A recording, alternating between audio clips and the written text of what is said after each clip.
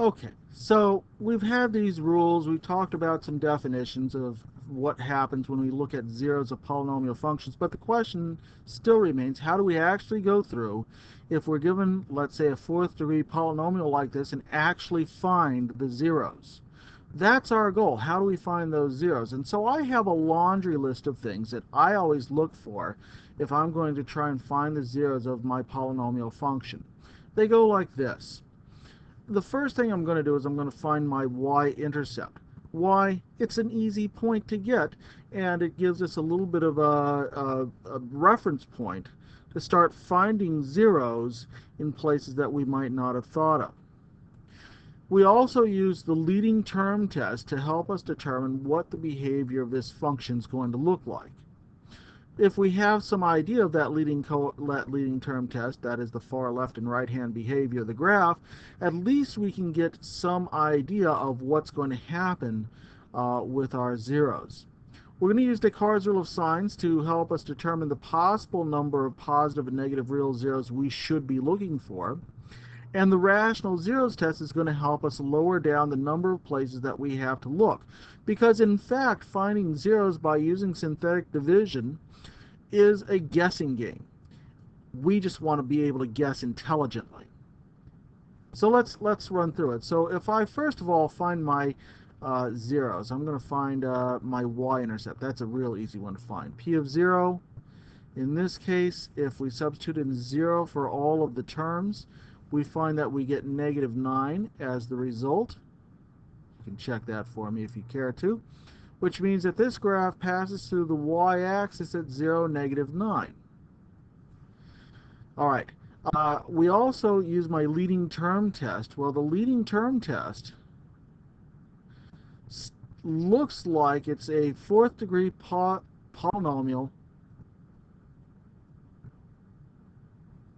with a positive leading coefficient. Well, what does that mean? If you recall, that means that if we were to look at our graph of our polynomial here, if we were to try to determine what's happening, we know that this graph is going to be the kind of graph that to the left tends towards positive infinity as x goes to the right, x goes to negative infinity, and that y goes to positive infinity as x goes to positive infinity.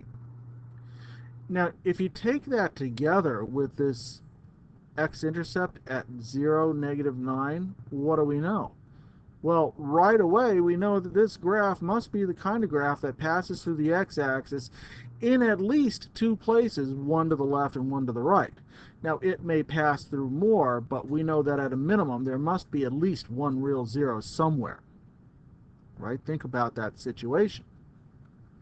So let's use our Descartes' rule of signs to determine how many we should be getting on each side. All right, so if we look at p of positive x, that is the original function, and just try to find out how many sign changes there are, we see that in the original function, p of x, there is one sign change. There are two sign changes here, and then finally three sign changes. So p of x indicates that there could be 3 or possibly 1 positive real zeros.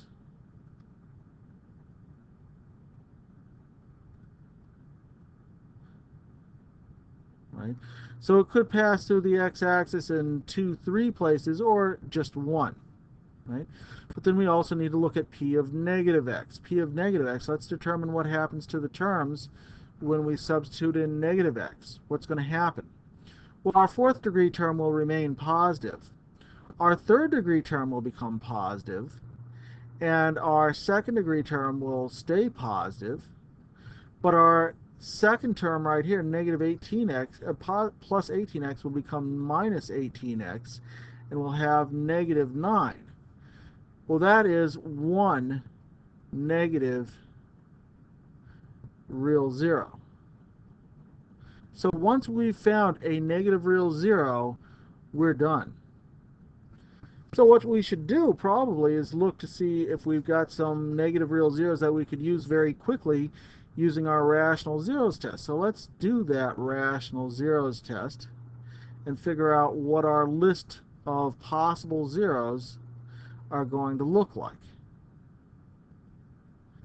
Well, our rational zeros are going to be of the form P over Q, where P over Q are factors of our constant term, which is 9, over factors of our leading coefficient. Well, our constant term, 9, includes 1, 3, and 9. And our leading coefficient, 4, includes 1, 2, and 4. So that means our list of possible guesses are going to include plus or minus 1, plus or minus 3, plus or minus 9, of course, when we take all of our constants, 1, 3, and 9 over 1.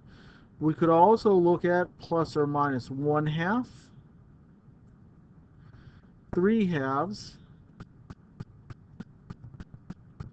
or 9 halves.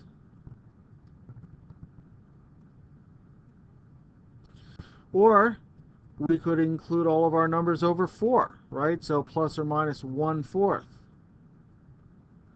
plus or minus 3/4, or possibly plus or minus 9/4. All right, so these are our list of 1, 2, 3, 4, 5, 6, 7, 8, 9 possible real zeros. But I know I'm definitely going to get one negative real zero. So what I'm going to do is I'm going to use synthetic division to determine whether or not I've got a zero. And I'm going to start with the easiest one. I'm going to work from my inside at 0 out to the left or the right and determine what's going to happen right here. So what I'm going to do is I'm going to start with negative 1. What happens at x equals negative 1? That's a guess, right? I'm just saying, all right, I guess I have a 0 at negative 1. Now, a little synthetic division will help me determine whether or not that's true. But when I put in my coefficients, 4, negative 16, 7, 18, and negative 9, let's see what happens. 4, carry that down, times negative 1 is negative 4. Add going down the column right here, that's negative 20. Multiply, negative 1 times negative 20 is positive 20. Add going down the column, that's 27. Negative 1 times 27 gives me negative 27. 18 and negative 27 gives me negative 9. Negative 9 times negative 1 is positive 9, so I have a remainder of 0. Well, if the remainder is equal to 0, recall what that means. That means that x equals negative 1 is a 0, and not only that, x plus 1 is a factor, and reduced polynomial that we're left with right here is 4x cubed minus 20x squared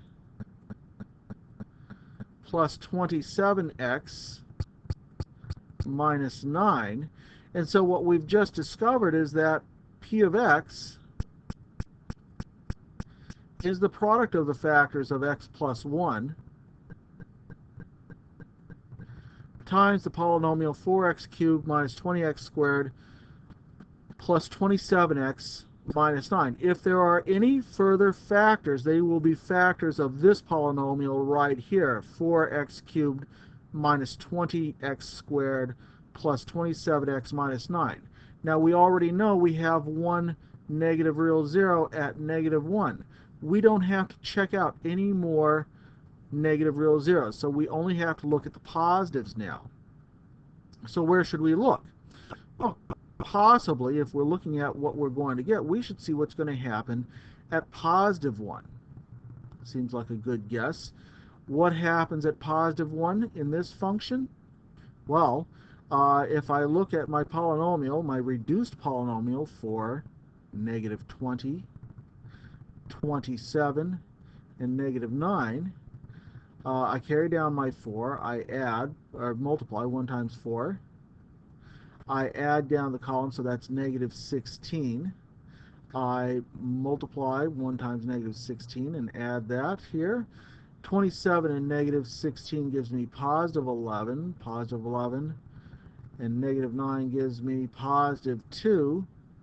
Well, that's not going to help me very much, so I know that x equals 1 is not a 0, so I can cross that off my list. But I could also look at what's going to happen right here between 0 and negative and 1, right? We know that at x equals 0, y equals negative 9. And if I put in x equals 1 into my function, what's going to happen is that I'm going to get a positive number. Well, that means that there's a 0 between 0 and 1. What numbers on our list are between 0 and 1? Well, we look at that list,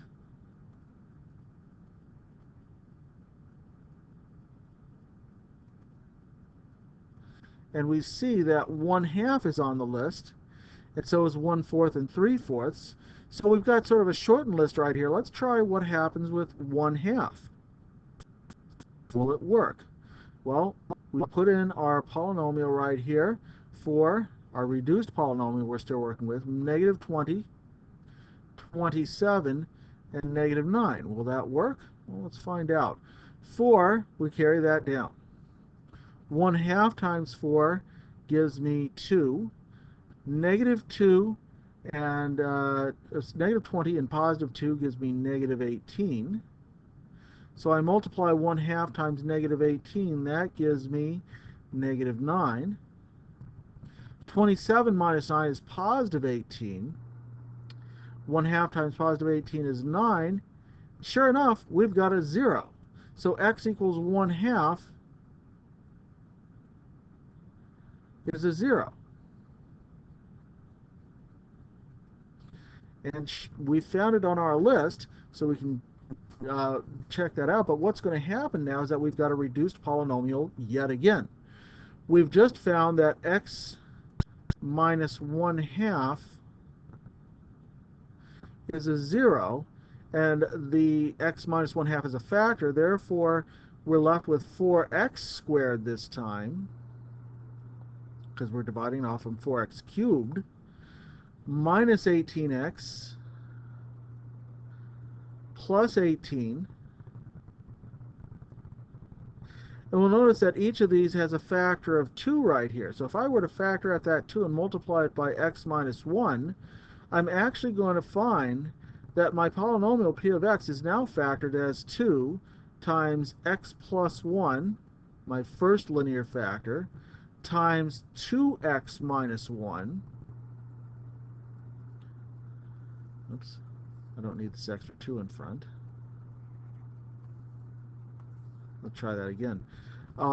2, which I'm factoring out from this trinomial, times x plus 1, times x minus 1/2, times 2x squared minus 9x plus 9. Now, because I've got a trinomial, a quadratic, I don't need to actually find any more zeros this way using these rules, because I know how to factor quadratics. And as a matter of fact, I happen to know that 2 times x plus 1 times x minus 1/2 will be multiplied by factors of 2x squared minus 9x plus 9. And those numbers are, let's see, 2x and x. And let's see, what do we factor right here? Well, if we put in 3 and 3, we get 9. And not only that, 2x times negative 3 and negative 3 times x gives me negative 9x as the middle term. And so p of x in completely factored form is 2 times x plus 1 times x minus 1 times 2x minus 3 times x minus 3. And so our list of zeros are at x equals negative 1, are only negative 0, x equals 1/2, x equals 3/2, and x equals 3. As predicted, you can see that we got 1, 2, 3 positive real zeros, 1/2, 3/2, and at 3. They are Fitz-Descartes' rule of signs. They're on our list. That's exactly what we were looking for. Okay, one more example after this.